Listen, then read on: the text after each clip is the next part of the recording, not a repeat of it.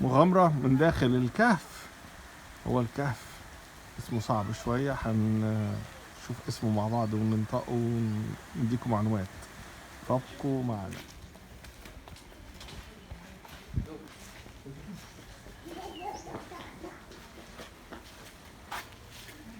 اوكي، دي الرولز. الكهف ده اول واحد من 4 اسمه انجلجي كيف. كهف انجلجي اول واحد من 4 كهوف موجودين في غرب استراليا. والمنطقة اللي احنا فيها اسمها يالينجاب. دي طبعا اسامي من السكان الاصليين indigenous names. وهنشوف هنا معلومات عن المكان. دي رسوم indigenous او الجايد ده. Just get you together around in this area over here, please. And then just give us those passes that you were given earlier, the one with the time on, thank you. Awesome. Who left the fridge door open? Come on, own up. Goodness me, it wasn't me. Must have been me. Wow. It is cold today. Yes. You Victorians are thinking, oh, I think I'll suntan right now. Thank you so much. All right, so welcome to Nilgi. My name is Al. Now, the name comes from the Dreamtime stories, and that's the story of the Wardandi, or the saltwater people. Evidence shows that they've been in the region for well over 50,000 years. And their history is very interesting and very deep one, so I'd certainly recommend having a read. And that's also certainly got to do with the cave itself, so well worth reading. Okay, now you may be surprised to know that you're standing and will be going into an ancient sand dune. So this is called Tamala limestone, started forming 2 million years ago, and eventually turned into limestone about 1 million years ago. Sounds like a long time, doesn't it? Funny enough, it's the youngest limestone in the world. So limestone is usually a lot older. For example, the limestone on the Great Dividing Range in New South Wales is almost 400 million years old. So very big difference in age. Okay.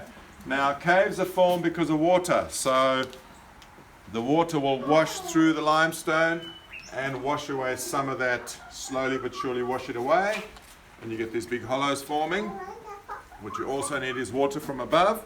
This time the water filters through the porous limestone, dissolves some of that limestone, brings it into solution, and then when it enters the cave, it then redeposits that limestone in a crystal form. We call that calcite. Calcium carbonate. Any scientists around who are interested? CaCO2. All right, so what we're going to be doing, we're going to do two quick stops before we go into the cave. I'm going to kind of prep you for the best possible experience. Obviously, we need to look after our caves as well. So, anybody been into any interesting caves around Victoria? Yeah. Which ones you been to? Buchan, several. Yeah. And then you got Mount Gambier and all that down in South Australia and all that sort of stuff. So yeah. Jenolan, of course. Yeah, that's the 400 million year old limestone. So yeah. These caves, there's lots and lots of caves on this ridge, all the way from here down to Cape Lewin, which is down the southwestern tip of the country. So what we're going to be doing, just before we go through, we're going to cover our rules. They're not very extensive, but they're very, very important. So we're going to ask you, within the cave, not to touch any of the natural forms. It does include the rock, so if you're going to duck under a rock, don't hold onto the rock to duck under it, just duck under it, please. So use the handrails for your own safety, please. If you can not take any food in, that would be wonderful. It does include chewing gum, so you can just drop it in the bin if you have any in your mouth. I'm not sure if you do. All right, cameras are most welcome. We ask you not to use any sort of extension, so use them freehand only. You don't look like a selfie stick mod to me, so I think we're all right. And also, if you can use your flash, but I'll recommend you'll probably get better pictures without the flash anyway. All right. Okay, so might be surprised to know it's very warm down there. Okay, so all the jackets you've just put on to keep warm, you're probably going to need to take off. Okay, so, but we'll explain that more as we go towards the cave. It's very humid, and in a humid environment, your skin doesn't cool. You just get warmer and warmer as you move through the cave. So, yeah. For the sake of the cave, the less we take through, i.e. fibrous clothing, the less fibers there are around. We do a lot of conservation work in here, and obviously we need your help to keep that conservation up. Okay, so quick stop at the next 2 points, and then we'll go into the cave. You ready? Let's go.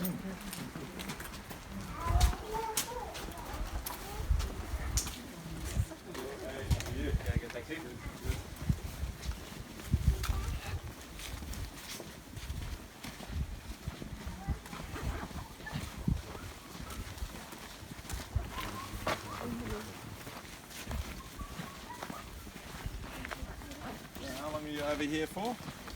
4 days in total, but three here. Yeah. So we go back Sunday. Oh, nice. 5's a nice sort of looky-look number. Eh? You can decide how much longer you want to come back for. المطر نازل برضه خفيف. Oh, yeah, it is Swing quite light, unusual. light trains. Yes. Yeah, we'll just stop over here. All right, so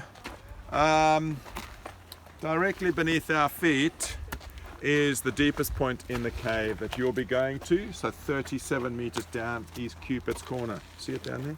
I tricked you. Yeah. Yeah, so lots of stairs to get down there. Remember, stairs are your friend. Take your time. Now you'll also encounter high humidity, which is natural in caves, and also some CO2. So if you find yourself getting out of breath or needing to get out quickly, do the opposite. Stop, slow down, take some deep breaths, sit down on the stairs if you need to, dream about fairies, whatever you need to do, but get your breath back before you start chugging back up those stairs. Okay. They're all made of natural material, so they're quite uneven, so you need to look where you're walking, please. Okay, make sure you know where you're stepping. There will be some low areas too. Okay, all right. Okay, so remember, you're going to get to Cupid's Corner, you're going to get to a T-junction. Right turn is going to get you to Cupid's Corner. That's going to be the deepest point, 37 meters down. Left turn will get you into the main chamber. And in the main chamber, we have a guide who's at the table. So guess what? You will be able to touch those crystals that are on the table. So we have a touch table, and you can ask any questions while you're there. Any questions about caves, for example, or how they form, or which ones they are. They're different kinds. So yeah. All right. So save your touching for when you get down to the table. Right, let's go and do one quick stop and go.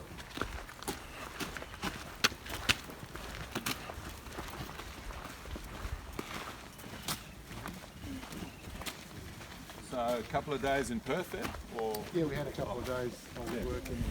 Oh, Walked around and then nice. good morning. Oh, wonderful. I love some of the wallflowers. Yeah, the beautiful. Some lovely ones, yeah. We've been doing a lot of bush rehab at the moment. So the last 3 years we've really been ramping up our conservation work, both inside and out of the cave. Yeah. All right, folks, there's a plaque here with the name Edward Dawson on. Uncle Ned was a guide here for almost 38 years. Very passionate about the cave.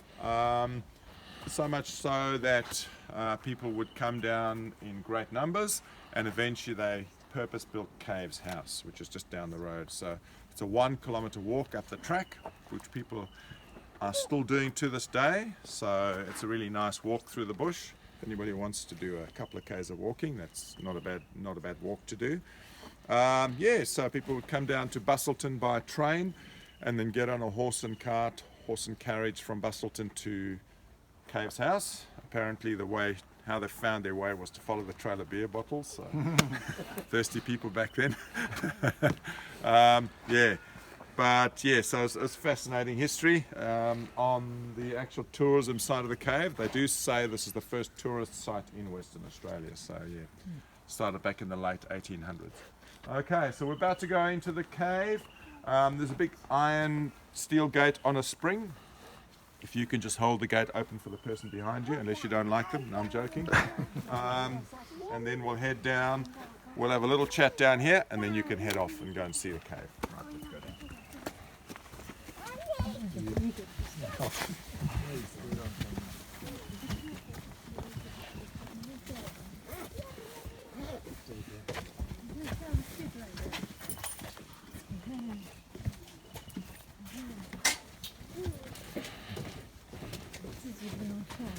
Go.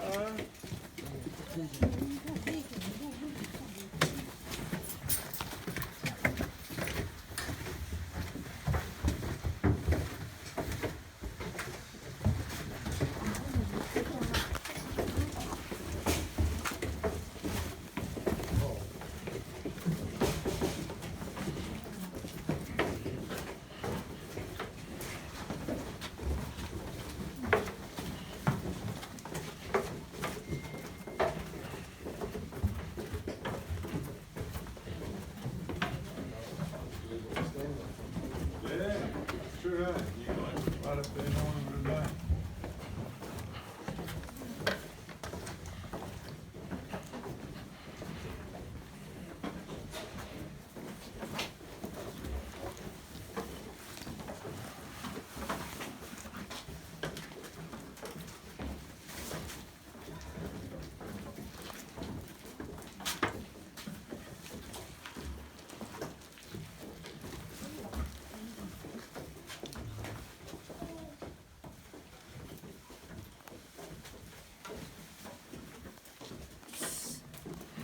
Do the last one in?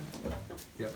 Right. Okay, so just a reminder, it's a very humid and warm cave, so there are some hooks up there. You've noticed there's lots of other people have hung their jackets up. Please do us a favour, hang it up because you will get hot, I can guarantee you. Okay. There's two parts to the cave. The first part is what we call the amphitheatre. That's a single, beautiful single round chamber. Couple of things one can do down there. Anybody like to sing? I did say you like to sing, not how well can you sing. Yeah, big difference. Yeah, so, the acoustics is incredible, so well worth blurting out a few tunes. Another thing you can do is if you get right down to the bottom over there, you could lay on your back, close your eyes for about 30 seconds, and then suddenly when you open your eyes, you'll see all these formations above your head. A lot of people get mesmerized into thinking they're floating over some sort of amazing landscape. If you have no imagination, they just look like stalactites. Okay. All right, so the main chamber is in that direction. Lots of stairs to get down. You're going to go down quite a few stairs. You're going to hit that T-junction, right turn to Cupid's, left turn into the main chamber. You're going to go through the main chamber, come back out of Wooden Gate, turn right, and then come back up the stairs to get here. So this is the only way out. Okay.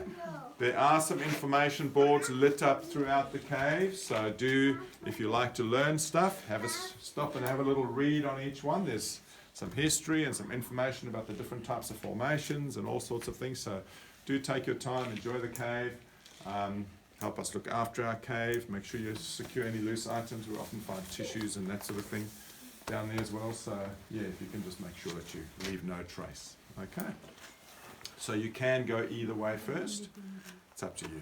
And we have the Tunnel of Terror. Big kids and small kids are welcome. Alright, so some of you may want to take little ones through or something. Alright, enjoy yourselves. Thanks. Have a wonderful trip. And come and see us when you're done, come give us some feedback. Thank you. See you soon.